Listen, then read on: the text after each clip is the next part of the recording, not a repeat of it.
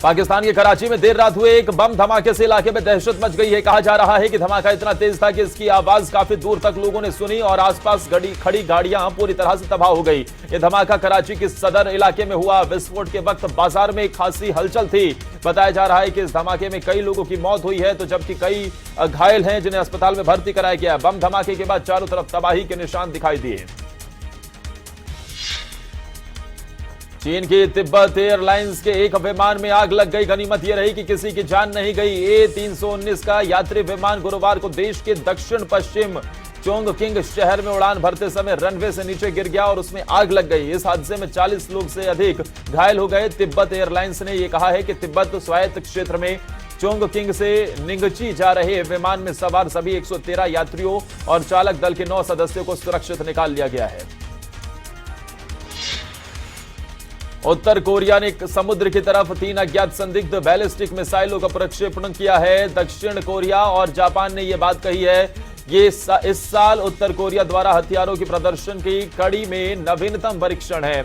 यह प्रक्षेपण ऐसे समय में हुआ है जब महामारी की शुरुआत के बाद से देश में कोरोना वायरस संक्रमण के पहले मामले की पुष्टि की गई है।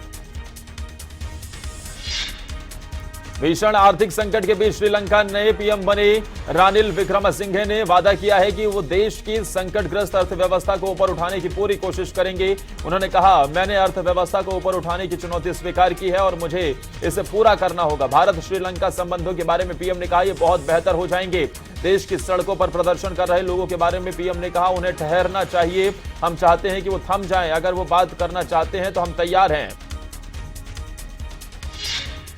यूनाइटेड नेशनल पार्टी के नेता रानिल विक्रमसिंघे को श्रीलंका के नए प्रधानमंत्री के रूप में नियुक्त किया गया है। रानिल विक्रमसिंघे ने श्रीलंका के नए प्रधानमंत्री के रूप में शपथ ली। श्रीलंका के 225 सदस्य संसद में रानिल विक्रमसिंघे को यूनाइटेड नेशनल पार्टी की केवल 1 सीट है, लेकिन वो देश के अगले प्रधानमंत्री बन गए हैं। श्रीलंका के 4 बार प्रधानमंत्री रह चुके विक्रमसिंघे को अक्टूबर 2018 में तत्कालीन राष्ट्रपति मैत्रीपाला सिरिसेना ने प्रधानमंत्री पद से हटा दिया था।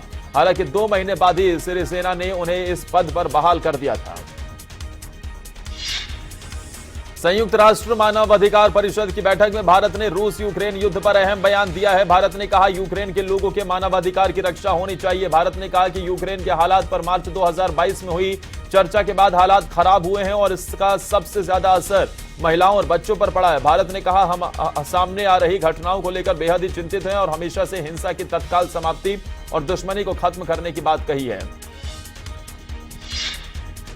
यूक्रेन से जंग लड़ रहे रूस के लिए एक बुरी खबर है। पूर्वी यूरोपीय देश फिनलैंड नाटो में शामिल होने जा रहा है। रूस इसे अपने लिए खतरा मान रहा है। रूसी सरकार के मुख्यालय क्रेमलिन के प्रवक्ता दमित्री पेस्कोव ने कहा है कि नाटो के विस्तार से हमारी सीमाएं और सुरक्षित नहीं रह जाएंगी।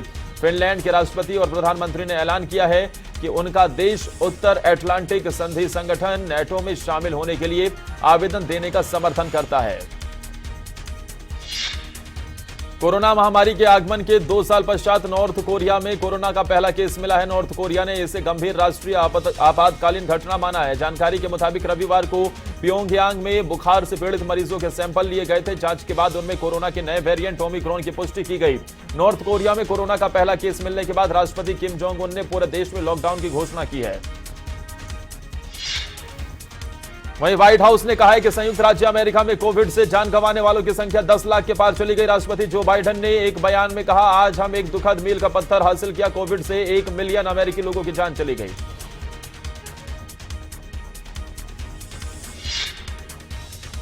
चीन में कोरोना का ओमिक्रॉन वेरिएंट तबाही मचा रहा है, लेकिन अब यहां सुनामी आने का अंदेशा जताया गया है। चीन की फुडान यूनिवर्सिटी की स्टडी ने अनुमान लगाया है कि अगर चीन ने अपनी जीरो कोविड पॉलिसी में ढील दी तो जुलाई तक 16 लाख से ज्यादा मौतें हो सकती हैं। फुडान यूनिवर्सिटी की स्टडी ऐसे समय में आई है जब WHO ने चीन से जीरो कोविड पॉलिसी के बजाय संक्रमण रोकने के लिए कोई दूसरा तरीका अपनाने की बात कही है।